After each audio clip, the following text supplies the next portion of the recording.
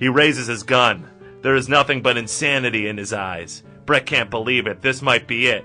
Old Man Death might be coming to claim his prize. But ironically, Brett's fine. For you see, ladies and gentlemen, Brett does not fear death. For him, death is just another stage of being. Just another trip, man. The death trip, man. Brett closes his eyes. If you're gonna do me, do me. Don't mind if I do. Scott shoots the gun. We see in slow motion the bullet leave the gun, just like an action movie where a bullet leaves a gun in slow motion after someone shoots it. Oh yeah, I've seen that. The bullet is heading straight for Brett's face, and then, out of nowhere, a hand comes out and catches the bullet. Whose hand is it? Wouldn't you like to know? And you will know, right now. It is none other than President Barack Obama. Barack puts the bullet right up to Scott's coke-covered face. I believe this is yours, and guess what? So is this. Barack gives Scott one of his famous knuckle sandwiches with extra punch right in Scott's nose.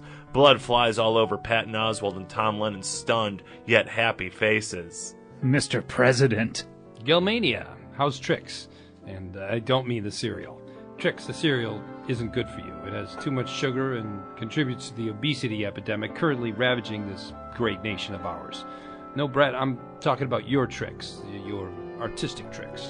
I guess my tricks are good now, Mr. President. How did you know when I was in trouble? I always know when a true artist needs my help. Gotta make sure you guys stay protected. There aren't many of you left to go around. What do you say we get out of here and go smoke some cigarettes? The non-cancer causing kind that only the leaders of the world are allowed to have. Sounds like a smoking good time. Hey, assholes! Brett and Barack look to see Scott is back on his feet. His face is covered in blood. He looks really stupid. I hope you two have fun smoking your smokes, because as far as this show's concerned, you're on a permanent smoke break. You're banned. You hear me, Brett Gelman? Banned. Banned for life, you commie motherfucker. You can't do that! I can, and I just did. Now get the fuck out of here. You and your president. Come on, Brett. You don't have to take this shit. Let's show this bastard that sometimes the only American thing to do is, turn the other cheek and take the high road. The low road, it's no road for me. You're right, Mr. President. This censorship makes no sense! Brett's apartment, almost 1 year later. Brett sits in his apartment reading 3 books at the same time while he writes a novel with one hand and paints a cubist self-portrait with the other. However, this is a slow day for him. Usually he'd also be composing music with his mouth and sculpting marble with his anus, but something is distracting him. Brett can't really put his finger on it. It's like something's about to happen, something intense, something big. All of a sudden, the phone rings. Brett picks it up. Hello? Hello? Well, who would have guessed it? Scott Aukerman is on the other line. Scott? Scott, is that you? Yes, Brett, it's me. Oh, what's left of me anyway? Brett, ever since I censored you, my life has gone down the toilet. My listeners stopped turning into the show. They say they won't support something that is not only oppressive but borderline fascistic.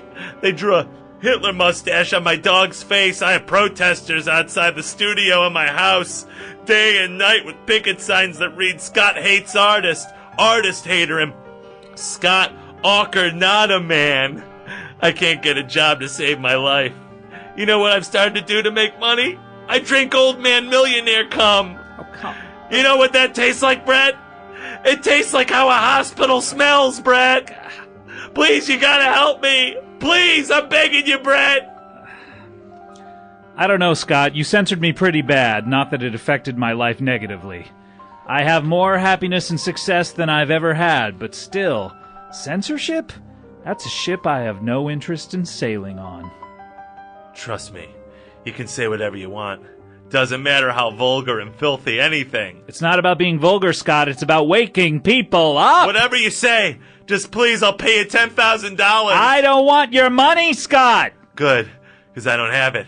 I spent my last few bucks yesterday buying a can of gasoline to light myself on fire with.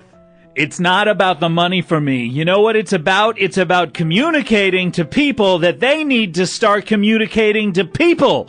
Dig what I'm saying? Yeah, I'll do your show, if nothing but to show my fellow human beings that through all the hardship, free thought and free speech can still flourish. I'll do it, Scott. Oh, that's great. Can you come in tomorrow at noon? Noon it is. Thank you, Brett. And again, I'm sorry. I'm sorry for everything. Goodbye, Brett. Interior Scott Aukerman's radio sound booth the next day. Brett walks in, cigarette in one hand and, well, you know what book in the other. He would be all handshakes and forgiveness, but unfortunately there's nothing to forgive. The camera pans down from Brett's face, revealing Scott is dead on the floor. A bullet wound in his head. A note lies next to him. Brett picks it up and reads it. Too bad. Life could have been nice. But I turned my back on life a long time ago. Remember to tell all the people who hated me, they were right, and I'm sorry. My deepest apologies, Scott the Quitter Aukerman. P.S. I'm the most sorry to you, Brett, not just because I didn't give you a heads up that when you came to the studio today, chances are I'd probably be dead from having committed suicide, but because you were right about iBrain. You were right about the artist's purpose on this earth. It is about waking people up. And I'm finally awake, even though I'm dead. Brett looks down at his book. Geez, Lenny. Can you believe it? He killed himself. Yeah, of course I can believe it. That's what cowards do. They run whether it's running down the street or running to heaven, or in Scott's case, running to hell. I guess he was. Ugh. What do I do, Lenny? I feel so confused.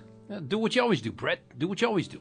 What's that, Lenny? I can't remember. Shine, man. Shine for me. Shine for you. Shine for all of us, Gelmania. Talk dirty and influence people. I'll do my best, Lenny. I'll do my best.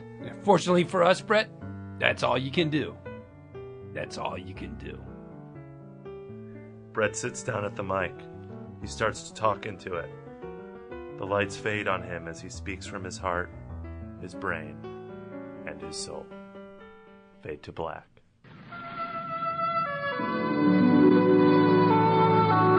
You are listening to the Prairie Home Companion on NPR, and we'll be back with more Slow Delights